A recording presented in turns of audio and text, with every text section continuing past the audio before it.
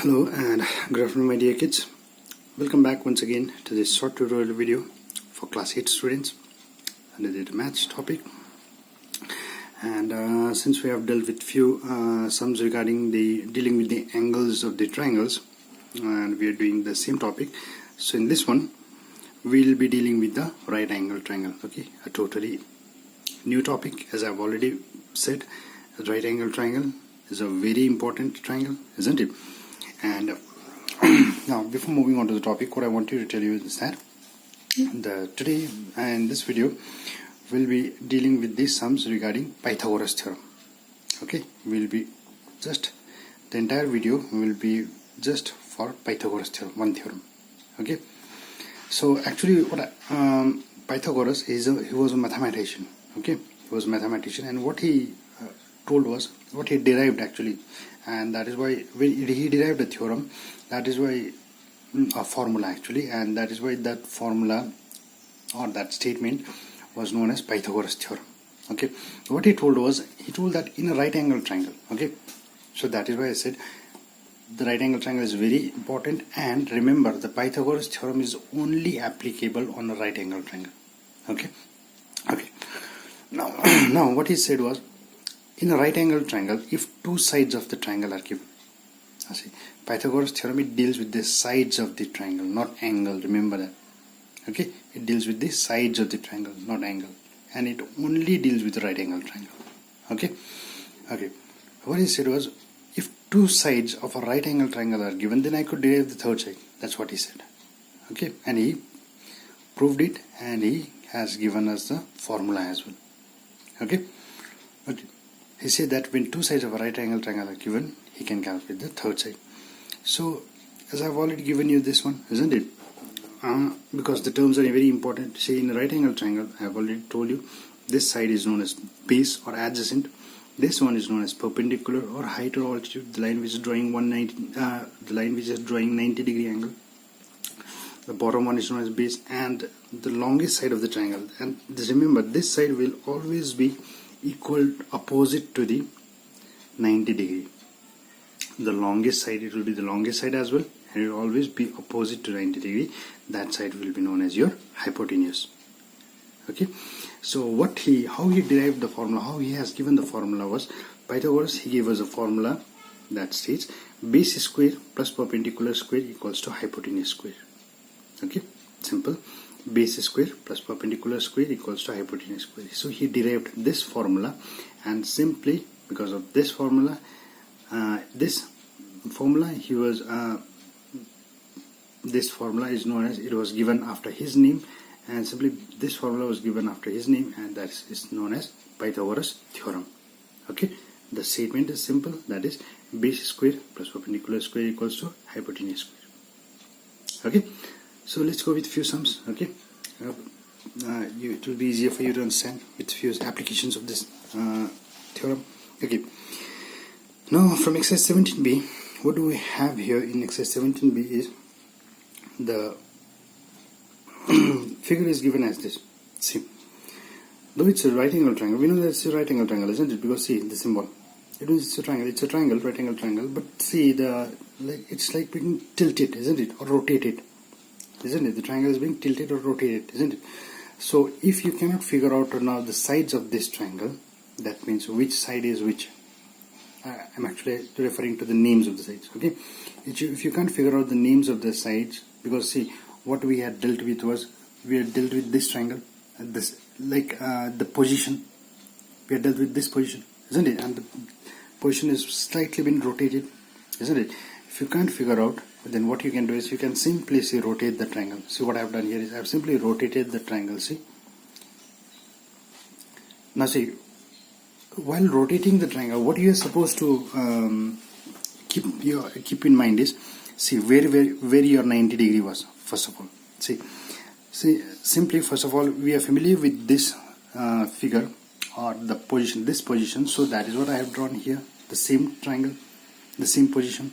90 degree was here. Okay, 90 degree was here. Okay, 90 degree was here. Now I can easily figure out the sides because I have given you this, isn't it?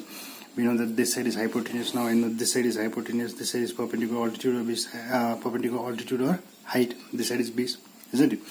Now since we have rotated this figure to this position to this position, now how to see? But what happens is you need to see, but actually what was given in the question, that is very important, isn't it? The sides, proper sides.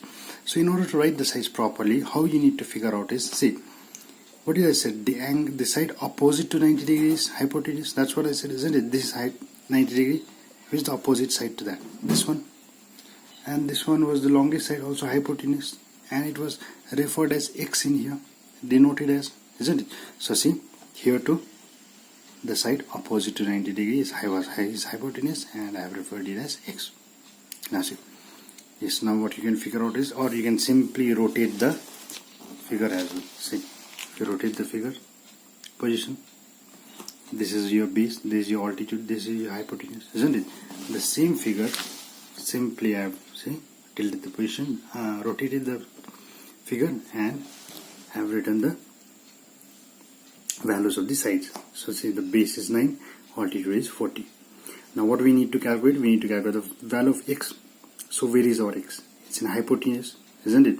Now what we know, see, the way of writing, you have to write, see, every time you deal with the right angle triangle and you deal with the sides of the right angle triangle, every time, see, Pythagoras theorem will be applicable, and you have to write this way. So according to Pythagoras theorem, we know hypotenuse square, the formula is equals to base square plus perpendicular square. Same thing, isn't it? Base square plus perpendicular square equals hypotenuse square, or hypotenuse square equals to base square plus perpendicular square. It's the same thing, isn't it? So hypotenuse was given in terms of x, so x, see, x square equals to base was given as 9, so 9 square plus perpendicular is 40 square. Now x square equals to 9 square means 81, 9 into 9, 40 square, 4 square is 16, 0 square, so we need to add 2 more zeros, so 2 zeros. Now 16 plus 81 is 1681. Now this step we are doing it for the first time. See, whenever you remove square from one of the sides, actually it's a linear equation one variable, isn't it? This statement up to here it's linear equation one variable, but you haven't never come across with the power of the variable, isn't it? Whenever you have a square on one of the sides, whenever you have a square on one of the sides, while removing the square on the second line, what I did, see, I have removed the square from left side. When you remove the square from one of the sides, you need to place square root on the other side. Okay, listen carefully once again, I'm going to repeat it. Whenever you remove square from one of the sides, you need to replace it with square root on another side. So square root 1681. Now you have known the concept of square root, we have already done, isn't it? So square root of 1681 is 41. So we got the value of x as 41. Okay.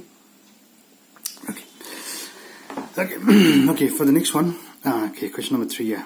That figure was, it was already given in our that familiar position, isn't it? See, simple, same position. The base is missing, we got a hypotenuse 8.5 and we got altitude as 8.4. So what we know, simple, we know that according to Pythagoras theorem, hypotenuse square equals to base square plus perpendicular square. So I have substituted all the values, say hypotenuse 8.5 square, plus base I have got m, so m square, plus perpendicular square I have got perpendicular as 8.4, so 8 square. Now variable on one of the sides, the constant terms, see, I have taken 8.4 to the other side, so it becomes minus, see, m square equals 8.5 square minus 8.4 square. Now see, now from this portion it can be done in solved in two different ways. Okay, first type, like type 1 and type 2, I have solved one of the types in here, solved another type in the second page. Okay, I'll show you. Okay, and this one, the general one, 8.5 square, so 8.5 square is 72.25. You need to multiply 8.5 and 8.5, isn't it? So it comes 72.25, 8.4 into 8.4, 70.56. Subtract it, you will get 1.69. Now m square equals to 1.69. Remember, you cannot just remove the square. M square equals to 1.69. Now as soon as you remove the square, m equals to, so it will be square root of 1.69, isn't it? So square root of 1.69, and square root of 1.69 is 1.3. See, the square root part we have already done before as well. Okay, okay, those who couldn't recall, wait. Okay, in the end I'll explain regarding this as well. Okay, one more time. So okay, till here, square root of 1.69 is 1.3. Okay, so okay, now as I've already told you, that can be done in different another type as well. So see, another type, what I have done here is I have written m square equals 8.5 square minus 8.4 square. Now see, what I have done is I have used identity. See, it's actually in the form a square minus b square, isn't it? And what do I know? A square minus b square. It is a plus b into a minus b. So that is what I have done here. See, a square minus b square, a plus b, a minus b. So when you add these two, you'll get 16.9, and when you subtract these two, you'll get 0.01. So now when you multiply 16.9 with 0.1, actually you are multiplying it 1, isn't it? The value remains same, but since because of the decimal will switch its place, so it became 1.69. See? Now it was m square, so we needed m, isn't it? So m equals to square root of 1.69, that is 1.3. Okay? Now yeah, for those who didn't understood how I got the value 1.3 is simple, square root of 1.69. Now I have removed the decimal on the second step. See what happens when you remove the decimal. The decimal has jumped 2 digits, so 2 zeros in the denominator, that it makes it 100. Take on the prime factors. See, 169 means 13 into 13, 100 factors, 2 into 2 into 5 into 5. From square root, what happens? From 2 factors, one of the factor comes out, isn't it? So from 2 13, one of the 13 came out. From this 2 to 1 2, this 2 5, one of the 5. So actually it is 13 divided by 10. 2 5 times is 10. Now if you want to remove the 10 from the denominator, what happens? You need to place 1 in the a decimal before 1 digit. So that's what I have done here, 1.3. So that is how you get the result as 1.3. That is how we got the value of m. Okay, I hope you can understood this one. Okay, it's easy, isn't it? But all you need to remember is that, see, we are dealing with the sides of the triangle in here, that too particularly a right angle triangle, and that too only then, see, on the Pythagoras theorem, as I have already said in the beginning as well, the Pythagoras theorem is applicable only when it deals with a right angle triangle, and that too with the sides of a right angle triangle. Okay, for question number 2, the figure is given as this. See, again, right angle triangle, we know. How we know it's a right angle triangle? Because of this symbol, isn't it? The sides are given as 4.5 and 7.5. We don't know which are the sides, isn't it? But what we know is the side opposite to 90 degree is hypotenuse, and that's empty. And what we need to find is hypotenuse. That's what we get. So what I've done here is I've simply drawn the figure as per my convenience. So this is not mandatory. Okay, why I'm doing all the sums of this is because I needed to show you. Okay, so that it will be easier for you. Okay, so I've just tilted again mirror image of this triangle. So 4.5, see, the altitude remained the same, the base 7.5, and the hypotenuse was missing. So is here, the hypotenuse is missing. So what we need to find? We need to find the hypotenuse of the triangle. That's what we get to know, isn't it? So now, according to Pythagoras theorem, what we know? According to Pythagoras theorem, the formula is hypotenuse square equals to base square plus perpendicular square. Now base here we have is 7.5, so 7.5 square I have substituted.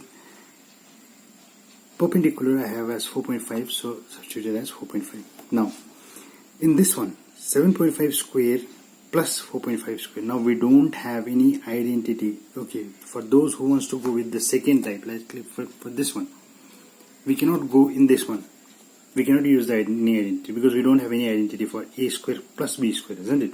So all you need to do is just go with the regular method. That is, first take the square, add them up. Okay, so that is what I have done here. See, I have taken the square of 7.5 and 4.5, that is 56.25 and 20.25. I have added them up, 76.5. It is actually hypotenuse square, but I needed hypotenuse, not its square. So what happens when you remove the square? I have already taught you, isn't it? Square root to the other side. So square root of 76.5. So take out the square root of 76.5. You'll get your value as 8.7. Okay. Either you can go with the this two. You can go with the taking it and the fractional form, or like as I have done here, go with the fractional form, or what you can do. I have taught you this as well by long division method. How you do the square root of decimal numbers. I taught you that, isn't it? So that too. Okay, will give you result as 8.7 meter. Okay. So the last sum for today that we have taken is this one. Oh, I forgot to use the symbol. Remember to use the symbol. Okay, because if you haven't used the symbol, that means it's not necessary that it has to be right angle triangle, because sometimes what happens is the angle slightly be tilted, like the angle is 89 degree, could be, isn't it, or 91 degree, isn't it? So the symbol is very important. Okay, so also in question number 3, it's directly given the hypotenuse is missing, we know, and the base is given and the perpendicular is given. What we need to calculate is calculate the hypotenuse. So again the same thing happens according to Pythagoras theorem. Hypotenuse square equals to base square plus perpendicular square. Hypotenuse is we need to find out. So what I want you to do is I want you to complete this sum. Okay, the hypotenuse is missing. Please substitute the values, okay, given terms or the terms in the equation, then figure out the value for the hypotenuse. Okay, that will be your homework. Okay then, so I hope you guys have understood today's lesson. Okay, so stay tuned in for more videos and updates. Till then, stay safe. Bye bye.